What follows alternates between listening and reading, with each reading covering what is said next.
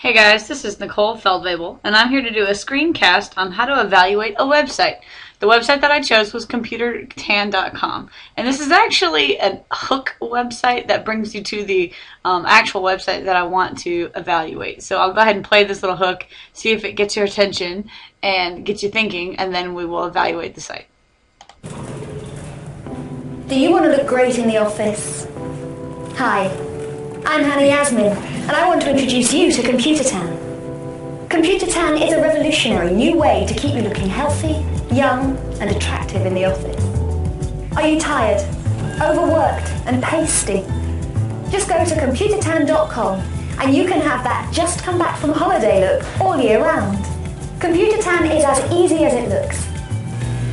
This technological breakthrough is enabled by converting the electrical impulse delivered to your PC into radiated factor-free UVC rays. So go on, beat the winter blues. Log on to computertan.com and receive your free online tanning session right now and feel fantastic. Now, as you can see, it's easy to make a website look fabulous and amazing with all of today's graphics and things like that. They've got links on here, but this is a faux site. Welcome to Computer Tan. We'll go ahead and skip that.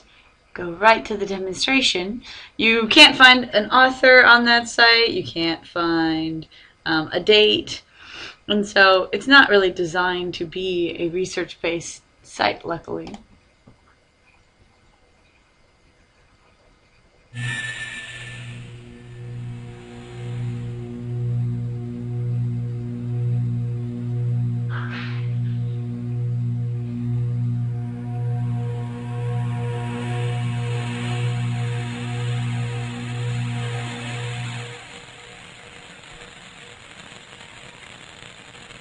And this is where you get the true message of what the website that we're going to evaluate is actually focused on, how bad UV rays actually are.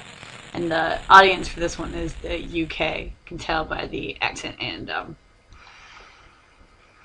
some of the things that they say. Then they give you a choice to click on the actual site, skin.com. And what I want to do in evaluating this is go over some of the ways that that Alan November spoke about. He gave an acronym called Get Real, and on that, the REAL stands for read the URL, examine the content, ask about the author, and look at the links. So, reading the URL, you can see here that the domain name is skin, and then it has an extension .org. Now, org is usually more trusted than a .com, but anybody can also be an organization, so you can find that easily. Examine the content. The content on here gives a lot about the events that they partake in. They have a lot of links for all the different how to educate yourself on what they are here for in their cause. They have mission statements for their company. They have a link here for ask about the author. There's two spots. Committee and contact, you can find the different people in charge of these things at this charity site that they have. And then you can also find, under introduction, a bio about the lady that created, Karen Clifford, who created this charity foundation for skin cancer when she first found out that she had it. So they do have a piece on the author, which is a good thing because it's actually, nowadays, finding the author of an article is getting more and more difficult. Sometimes it's groups, and sometimes it's the webmaster that takes care of the information, but you can't find an author necessarily. So these things make this site pretty good. They also have, they check out using the ABCs. Beth Phillips, a technology specialist in one of the videos that we watched, talked about checking a website for the ABCs. Author, right here. Whether it's biased or not, and this actually has a lot of good skin cancer facts. They're very factually based because it's a charity and they're trying to teach people about skin cancer and sun's UV rays and things like that. So there's a lot of facts here. There's not a lot of opinions. There's a lot of testimonial stories. So it checks out on the bias aspect of it. The content, there's a lot of links here that work. You can click on any of these links. More skin facts. You can click on the different read more about some of the events that they have been to, and it'll link you to those events.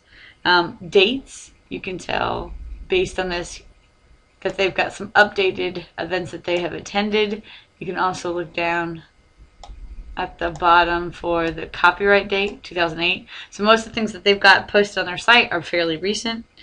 And then she includes, Beth Phillip includes an editor, and you can get your list of people that work on the committee or the author of the site.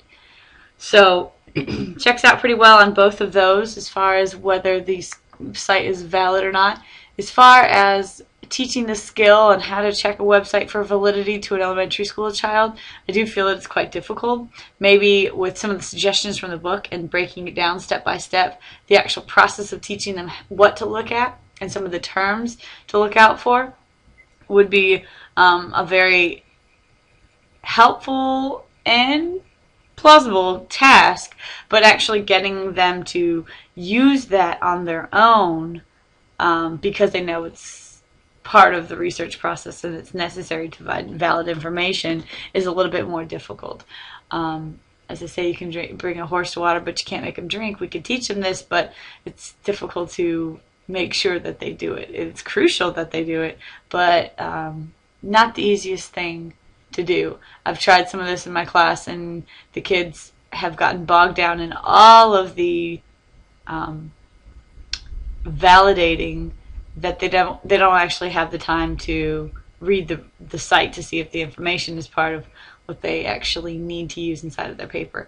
So with practice, with time, it will come, but definitely will be a skill needed for the future.